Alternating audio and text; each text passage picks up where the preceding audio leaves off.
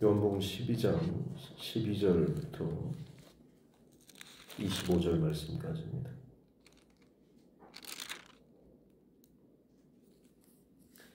같이 함께 합독하겠습니다.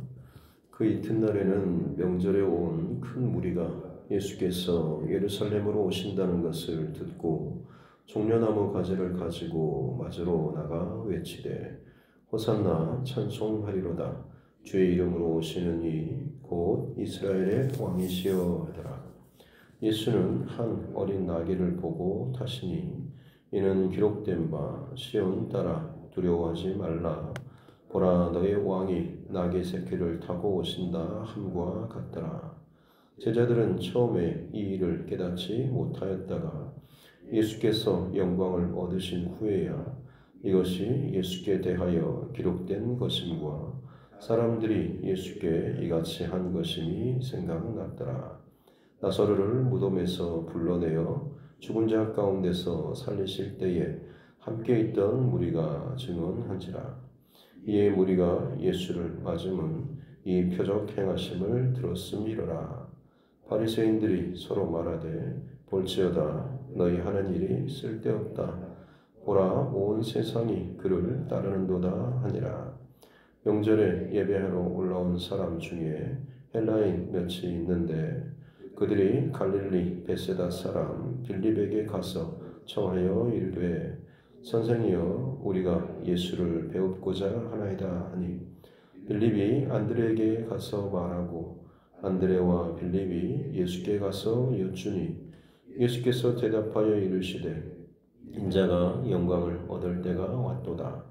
내가 진실로 진실로 너에게 이르노니 한 알의 밀이 땅에 떨어져 죽지 아니하면 한 알 그대로 있고 죽으면 많은 열매를 맺느니라. 자기의 생명을 사랑하는 자는 잃어버릴 것이요 이 세상에서 자기의 생명을 미워하는 자는 영생하도록 보전하리라. 아멘. 말씀 손 얹고 함께 따라 선포하겠습니다. 하나님은 나를 사랑하십니다. 나는 그 사랑 안에 있습니다. 하나님께서 오늘 나에게 말씀하실 것입니다. 나의 마음은 하나님을 향해 열려 있습니다. 아멘.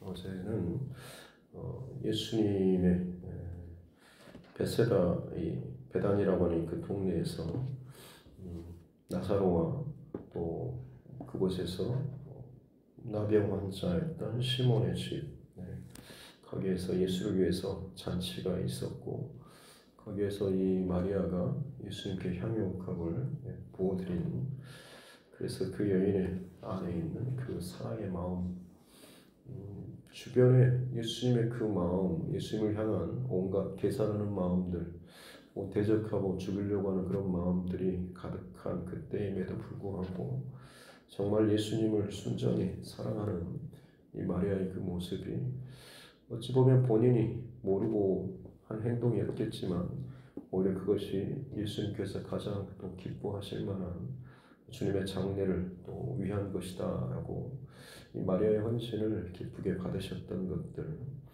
내가 뭔가를 다 그림을 끝까지 다 계산이 되고 나서 하는 행동이나 어떤 결정, 헌신, 이게 아닐 수 있지만 지금 이 순간 내게 허락한 이 상황, 이 순간, 이 하루 전심으로 하나님을 사랑하고 또 기뻐하는 마음으로 나아가게 될 때에 하나님께서는 그것을 하나님 기뻐하시는 하나님의 그 영광의 그 길로 또 연결시켜 주시고 또 그렇게 우리 안에 참 복되고 의미 있는 그런 삶으로 또 인도하여 주실 줄로 믿습니다.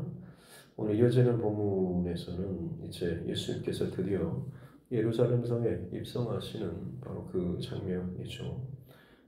명절에 온 큰 무리가 예수께서 예루살렘으로 오신다는 소식을 듣고 나서 종려나무 가지를 가지고 그야말로 퍼레이드 행렬 이 양쪽에 지금 준비하고 나무 가지를 흔들고 외치는 소리가 호산나 찬송하리로다. 주의 이름으로 오시느니 곧 이스라엘의 왕이시여. 지금 절기가 6월절입니다. 6월절은 물론 구원의 어떤 절기이긴 하지만 사실 어떤 축제라기보다는 좀 더 어린 양의 죽음 그리고 사망의 그림자에 덮는 그 속에서 오히려 더 잠잠하게 가정 안에서 어린 양을 잡고 속히 유월절 음식을 먹고 가는 듯한 이것에 이제 집중하는 그런 절기라고 할 수가 있는데 이거 완전히 좀 잔치 자리 처장처럼 이런 행동들이 오늘 본문에 나와 있습니다.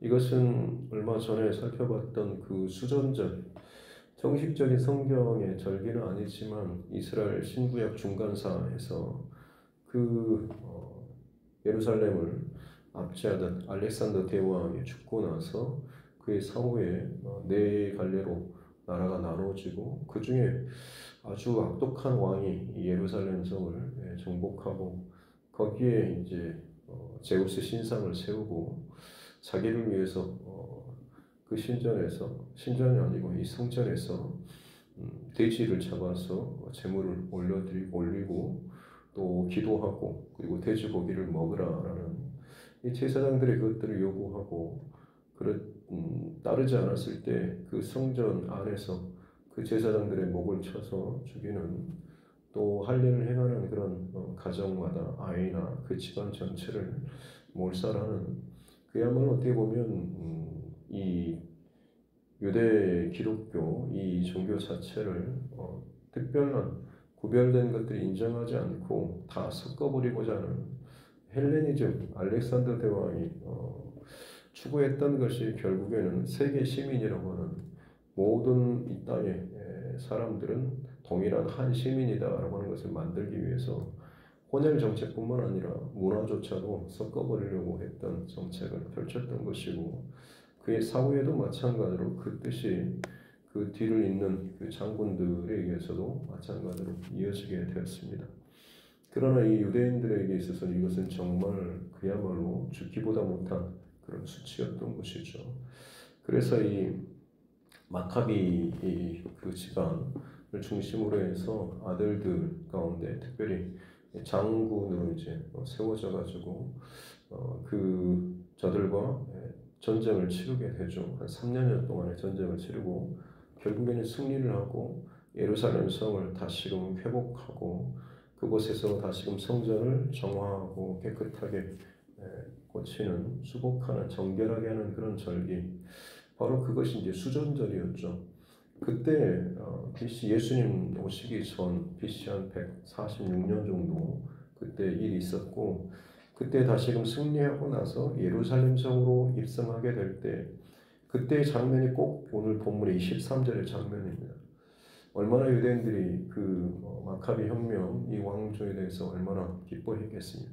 그래서 우리를 저들의 그 압제에서 구원하고 살리고 건져낸 우리의 그 수치를 거둬내는 정말 어떤 구원자와 같은 그런 사람이다라고 해서 온 백성들이 종려나무 가지를 가지고 풍요와 승리의 상징인 이 가지를 가지고 와서 이 승리자를 맞았죠. 그때 외쳤던 소리가 호산나 찬송하리로다 주의 이름으로 오시느니 곧 이스라엘의 왕이시여라고 합니다. 실제로 그 마카비는 전쟁에 승리하고 이스라엘의 왕이 되었죠. 그래서 신구약 중간사에 이 마카비 왕조라고는 이스라엘 왕조 시대가 좀 있습니다. 마치 그런 장면을 지금 연상하면서 이스라엘 백성들이 지금 다시금 로마의 압제 가운데 있으면서 100여 년 전에 있었던 어떤 독립전쟁, 승리, 그리고 세상에 어떤 대단한 어떤 군대라고 할지라도 하나님께서 보내신 메시아를 통하여서 완전히 승리하고 독립하고 자유를 얻게 되겠다라는 그런 기대감이 다시 한번 있는 거죠. 그래서 어떻게 보면 6월절 절기에 맞지 않는 그런 분위기와 행동들이 오늘 본문에서 이루어지고 있다라고 하는 거죠. 근데 절기에 맞지 않는 행동이 좀 그렇고 그 다음에 마찬가지로 예수님도 마찬가지입니다. 14절에 보면 예수는 한 어린 나귀를 타고 지금 입성하시는 모습이죠. 앞서 그 마카비 그 왕, 이 장군은 들어갈 때에 승리자로서 그야말로 백마를 타고 뭐 가죽 안장에 뭐 기름, 뭐 용단이 깔리고 대단한 어떤 그런 것들이 그야말로 개선장군처럼 멋지게 들어갔겠죠. 폼 잡고. 근데 지금 예수님의 지금 이 모습은 무엇입니까?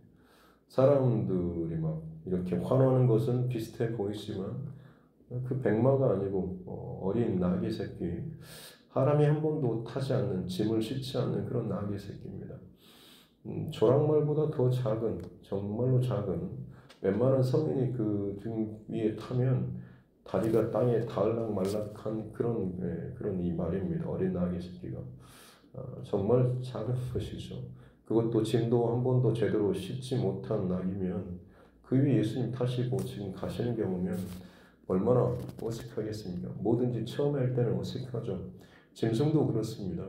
그래서 예수님께서 이 나귀 새끼에 타셨다라고 하는 것은 입성하는 이 장면에서 너무나 좀 언밸런스한, 어울리지 않는, 이게 뭔가 좀 이상한 듯한 그런 느낌이 들 정도죠.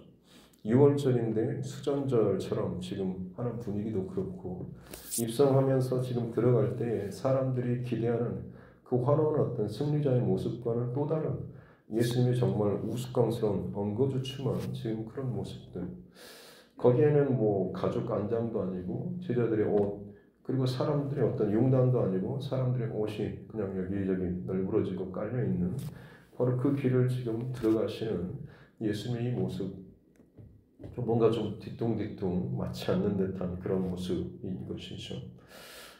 그런데 지금 이 모습에 대해서 16절에 보면 제자들은 처음에 이것을 깨닫지 못하였다가, 사실 이게 살짝은 이게 좀 이상한데 싶다가도 워낙 분위기 자체가 난리고 환영하고 기뻐하고 축제 분위기니까 그냥 그 분위기에 다 묻혀가지고 좀 이상하다 싶은 것들은 그냥 다 덮여지고 지나갔을지 모르겠습니다.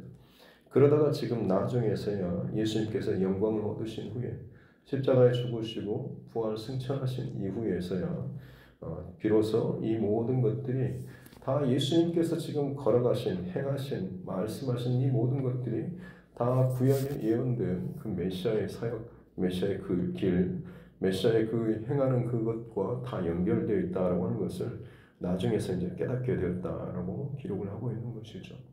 다른 말로 하자면 지금 온통 사람들이 온갖 것들을 다 들떠서 다 이 있는 상황 속에서 예수님께서는 정말 어울리지 않는 것들, 이런 행동을 하면서도 결국 예수님의 중심 안에는 예수님을 위해서 기록된 메시아, 증거, 말씀, 이것들을 이루시는 오직 하나님의 뜻과 계획과 말씀이 예수님 안에 가득 차 있었고, 사람들이 어떻게 보고하든지 간에 예수님 늘 그 중심을 가지고 지금 이 길을 여전히 걸어갔다라고 하는 것을 알 수가 있는 것이죠. 근데 여기에 대해서 19절에 보면 바리새인들이 서로 하는 말이, 봐라, 너희 하는 일이 쓸데없다. 서로 이제 하는 말이 예수님을 죽이려고까지 했는데 지금 사람들이 저렇게 열렬히 환호하고 메시아를 받드는 것처럼 반응하는 그 모습을 보니 자기들끼리 이제 서로 이제 비아냥거린 거죠. 봐라, 다 끝났다. 죽이려고 해봤자 사람들이 저렇게 환호하는데 더 이상 무슨 소용이 있겠냐라고 하는, 마치 자기들이 진 것처럼 이렇게 말을 합니다만 사실은 그것이 아닌 건 우리가 알죠. 말은 이렇게 하는데 결국에는 예수님을 잡아 죽이는데 앞장섰던 그들의 마음의 중심은 여전히 예수님을 향해서 더 큰 증오와 죽이고자 하는 이 마음들이 가득한 것을 볼 수가 있는 거죠. 여기도 마찬가지로 입으로는 마치 자신들이 패한 것처럼, 자신의 계획이 무너진 것처럼 하지만 속으로는 또 더 많은 그 계획들을 더 단단히 세우는 이런 모습들. 오늘 본문 속에서는 그런 보면 참 맞지 않는, 아구가 맞지 않는 듯한 이 모습들이 참 장면이 많이 나옵니다. 마지막으로 오늘 20절부터 25절까지도 마찬가지죠. 이 명절에 6월절에 예배하러 올라온 사람 중에 헬라인면 완전한 이방인이죠.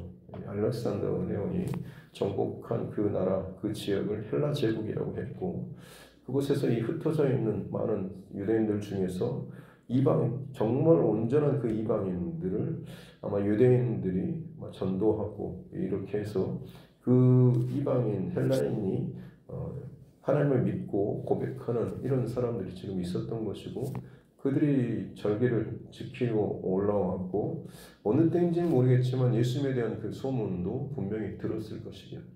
그들도 마찬가지로 메시아에 대한 그런 이야기를 들었을 것이고 알았을 것이고, 그러기에 예수님을 정말 보고 싶은 마음이 있어서 그들이 지금 빌립과 안드레를 통해서 예수님께 좀 뵙기를 청하는, 만나고 싶어하는 그 모습이 나오죠. 그러나 예수님께서 하시는 말씀이 23절에 보면 인자가 바로 내가 영광을 얻을 때가 드디어 왔다라고 말씀하십니다.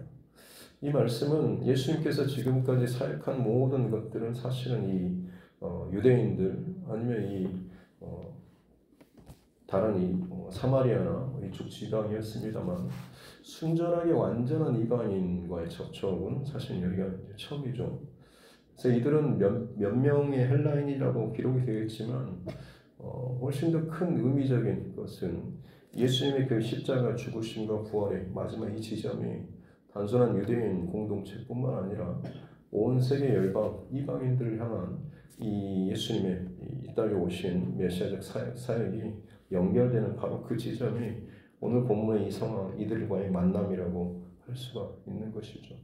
그러면서 예수님께서 하시는 말씀이 한 알의 밀이 땅에 떨어져 죽지 않으면 한 알 그대로 있고 죽으면 많은 열매를 맺느니라 하면서 예수님께서 지금 이 땅에 오셔서 이루시고자 하시는 메시아적 사역의 최종적인 결론은 죽는 것이다라고 하는 거죠. 그 죽음이 단순히 유대인 이들 공동체 사마리아 공동체뿐만 아니라 온 세계 열방 헬라인을 비롯한 다른 이방 모든 민족까지도 살리기 위한 그런 목적이다라고 하는 것을 말씀하고 있습니다. 그래서 25절에 자기 생명을 사랑하는 자는 잃어버릴 것이요 잃다라고 하는 것이 파괴하다 멸망하다라고 하는 거죠. 나 살겠다고 내 자리 지키겠다고 내 원하는 것을 하겠다라고 웅크리고 집중하고 힘을 쓰고 붙잡는 사람 결국 그 사람은 영적으로 자기 자신을 스스로 파괴하고 멸망시키는 것과 마찬가지다라고 하는 것. 썩지 않고 죽지 않고 나 살겠다라고 하는 이 중심이 여전히 나의 자아가 깨지지 않으면 나라고 하는 이 중심이 깨지지 않으면 나는 여전히 살아있고 나는 승리하는 것처럼 스스로 생각할지 모르겠지만 영적인 의미에서는 결국 그것은 스스로로 죽이고 어떤 생명도 낳지 못하게 된다라고 하는 이 말씀을 하고 있는 것이죠. 그래서 예수님께서 이 하나님의 미랄처럼 지금 이 땅 가운데 오셨고 또 생명을 살리는 이 십자가의 구원의 길을 가신다라고 하는 것을 천명하는 선포하는 그런 모습이고 뒤에 이어지는 내용도 마찬가지고 나를 따르는 자가 바로 이 길을 걸어야 한다라고 우리에게 말씀해 주고 있습니다. 말씀의 결론을 맺으면서 오늘 본문에 이 아부가 맞지 않는 어색한 장면들이 있다라고 말씀을 드렸습니다. 가장 크게 아부가 맞지 않는 건 바로 이 6월절. 6월절은 사실은 출애굽을 배경으로 하고 있지 않습니까? 어둠과 세상과 사망의 그 자리에서 탈출하는 이 절기가 6월절입니다. 그런데 이 6월절에 예수님께서는 예루살렘 성에 들어가고 계시죠. 물론 예루살렘 성은 하나님께서 기뻐하시는 예배하는 성소가 있는 곳이지만 사실은 그곳은 여전히 어떻게 보면 하나님의 기도하는 집이라기보다는 장사치들과 지금 이 종교 지도자들이 죽이고자 스스로 자기 생명을 죽이지 않고 살겠다라고 오히려 저 예수님을 죽이려고 하는 마음으로 똘똘 뭉쳐있는 굉장히 죄악 덩어리가 가득 차 있는 곳이 지금 이 예루살렘 아니겠습니까? 가장 역설적인 맞지 않는 이 아부는 출애굽의 이때에 예수님께서는 오히려 그곳을 들어가셨다고 하는 거죠. 나오는 절기에 들어가시는 예수님. 그래서 오늘 이 본문에 낙의 새끼라든지 아니면 다른 모든 맞지 않는 것들은 결국엔 예수님 중심 안에는 하나님의 뜻을 온전히 성취하고 이루시고자 하시는 이 중심이 예수님 안에 있는 것을 볼 수가 있는 것이죠. 결국 예수님의 이 아부가 맞지 않는 듯한 결론적인 이 모습은 죄악된 세상 가운데 스스로 죽으로 들어가시는 것이고 그것이 죽어서 끝나는 것이 아니라 오히려 모두를 살리는 하나님의 이 땅에 떨어져 죽음으로 말미암아서 온 열방 이방인까지 하나님께서 구원하시는 그 모든 민족을 살리시기 위한 그 하나님의 그 크신 뜻 가운데 전적으로 자신을 내어 던지는 바로 이 모습이 오늘 예루살렘 성에 들어가시는 예수님의 모습과도 같다라고 하는 것이죠. 저와 여러분들에게도 마찬가지로 날마다 도전되는 상황들이 있을 것입니다. 피하고 싶은 분위기, 피하고 싶은 사람, 피하고 싶은 어떤 일들이나 사역들이나 혹은 어떤 헌신해야 될 혹은 내 어떤 것들을 드려야 될 그런 자리, 비단 교회와 연관된 것뿐만 아니라 여러분의 어떤 삶의 관계 속에서도 마찬가지죠. 그냥 그 자리를 그냥 피하면 좀 더 내가 편하고 보지 않으면 좀 더 편하고 싶은 그런 마음들. 그러나 오늘 예수님께서 보여주셨던 나오는 때에 들어가시는 이 주님은 결국에는 하나님께서 살리시고 구원하시기 위한 하나님의 뜻과 마음이 예수님 안에 가득 차 있었다라고 하는 것입니다. 내가 원하고 내가 편하고 내가 좋아하는 그 중심, 이것이 내 안의 중심과 힘이 되고 선택과 결정에 힘이 되는 근거가 되는 것이 아니고 하나님께 영광, 또 하나님 기뻐하시는 또 하나님의 뜻이 내 삶의 방향과 선택과 결정에 있어서 가장 중심이 되는 그런 삶이 바로 예수님을 따르는 하나님의 일처럼 비록 나는 죽어진 것 같지만 내 스스로를 파괴하는 것 같지만 오히려 더 살아나는 정말로 예수님을 닮아가는 귀한 또 믿음의 삶의 여정인 줄로 믿습니다. 오늘 이 하루 동안에도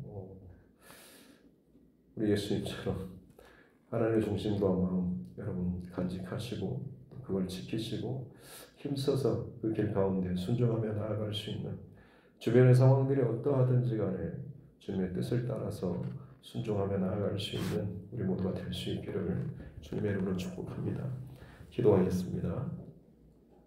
하나님 아버지 감사합니다. 귀한 생명의 새날을 주시고 우리 주님 십자가의 그 여정을 또 나눌 수 있도록 은혜 주시니 감사합니다.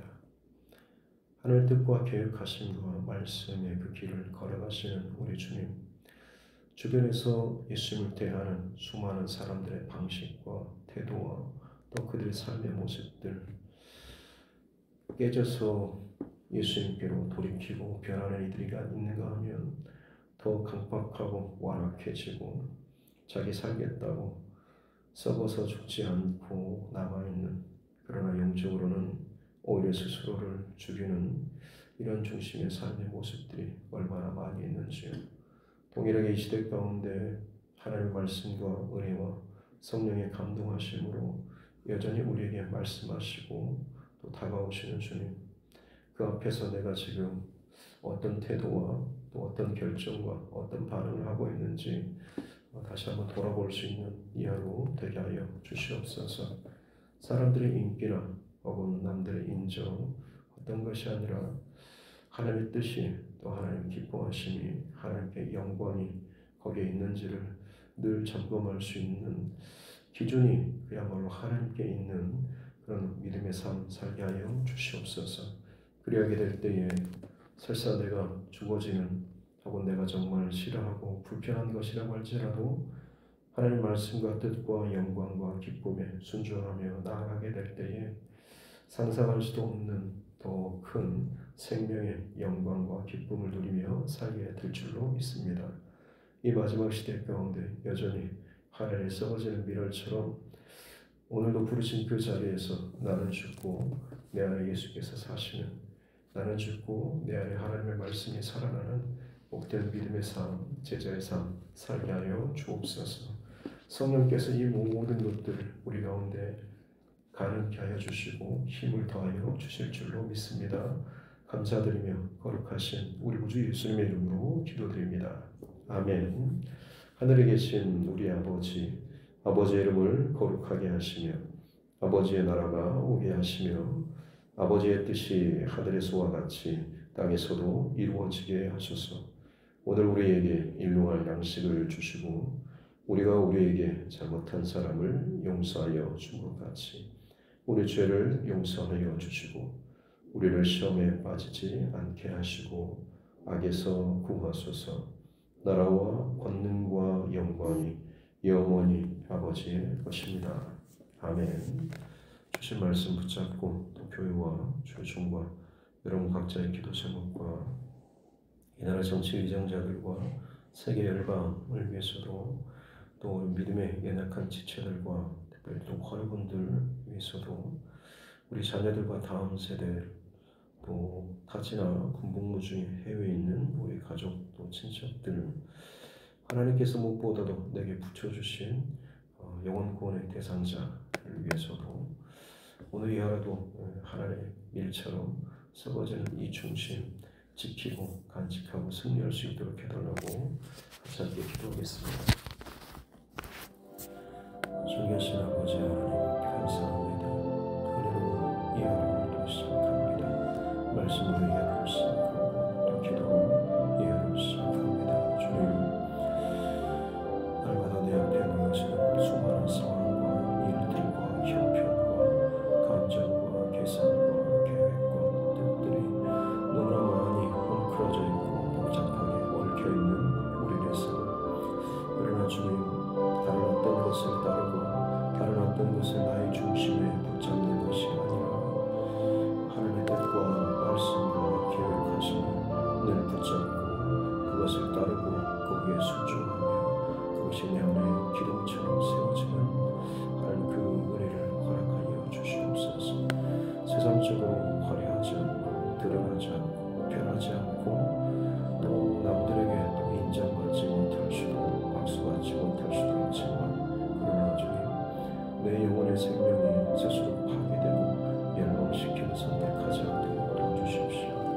지금 내 스스로 이겼다고 편하다고 좋다고 재밌다고 지금 내 입술로는 말하지만 내 영적으로는 하나님과 더 멀어지고 끊어지고 답답해지고 삭막해지고 황량해지는 그런 선택하지 않도록 도와주십시오. 비록 하나님 썩어지는 미랄처럼 썩어지는 자리라고 할지라도 내 속으로 참 불편한 마음과 생각이 있더라도 그것이 향하는 방향이 주님의 뜻과 십자가의 생명을 향하는 영혼을 살리는 그 방향으로 또 교회를 살리고 교회의 덕을 세우는 방향으로 갈 수 있다고 한다면 이것이 하나님께서 우리를 향한 하나님의 뜻이요 하나님 기뻐하시는 일인 줄로 믿습니다. 하나님 모든 뒤틀림, 역설, 불편한 상황들이 우리 현실 가운데도 얼마나 많이 있는지 겉과 속이 다른 많은 상황과 때와 또 분위기에 맞지 않는 어떤 말이나 행동들 그러나 주님 그것 때문에 더 혼란스럽고 복잡하고 내 스스로도 망가지고 짜증내고 불편해하는 그런 또 다른 구정물을 보태는 자가 아니라 우리 그 가운데서 잠잠하게 하나님의 뜻과 말씀에 더 무섭도록 집중하게 해주시고 말씀 붙잡고 순종하며 흔들림 없이 주의 말씀과 믿음과 진리의 길을 살아낼 수 있는 자 되게 하여 주시옵소서. 그러게 될 때에 진리를 알지 진리가 너희를 자유케 하리라 라고 하신 것처럼 내 안에 생명과 빛과 진리가 분명하게 있다고 한다면 아무리 혼란스럽고 혼탁하고 뒤섞이고 복잡하고 또 요동치는 상황이라고 할지라도 자유케 될 줄을 믿습니다. 영적인 자유함과 진리를 가지고 흔들림 없이 하나님 기뻐하실 것들을 선택하고 주님의 뜻 가운데 살아갈 수 있는 우리의 하루하루 되게 하여 주옵소서. 그렇습니다. 하나님, 이 땅을 살아가는 우리에게 호흡을 허락하신 그 안의 은혜와 또 삶의 목적과 의미가 다른 어떤 것이 아니라 오늘 살아가는 내 삶의 여정에서 하나님의 뜻과 말씀이 내 삶을 통해서 나타나고 흘러가고 드러나고 또 열매 맺기까지 힘써서 수고하고 애쓰고 하나님의 미랄처럼 땅에 떨어져 죽어지는 것인 줄로 믿습니다. 주님, 오늘도 내가 죽어내야 할 그 자리를 보게 하여 주시고 보여지게 하여 주시고 깨달아지게 하여 주시고 그 자리까지 하나님 순종하며 나아갈 수 있는 믿음과 또 순종하는 마음을 허락하여 주시옵소서. 그 자리에 가볼 때만이 깨달을 수 있는 하나님의 마음과 하나님의 사랑과 그 하나님께서 채워주시는 영적인 생명과 부요함이 있게 될 줄 믿습니다. 겉으로 보여지는 내 안의 불편함과 딱딱함과 또 거칠은 이런 마음들이 아니라 그 안에 담겨진 보배 대신 예수 그리스도의 그 잔이 이르기까지 더 깊이 들어갈 수 있는 우리 삶 되게 하여 주옵소서. 성령 하나님, 오늘 여러분 나의 연약함을 고백합니다. 나의 죄됨을 고백하고 내 스스로 이 모든 것들을 할 수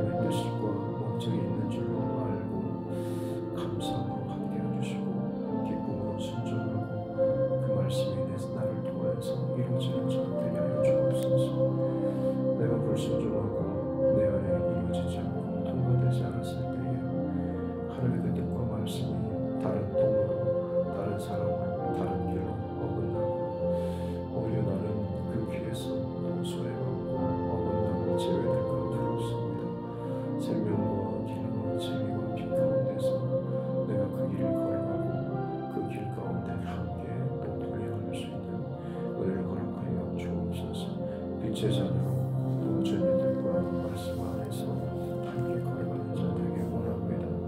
예배하는 자는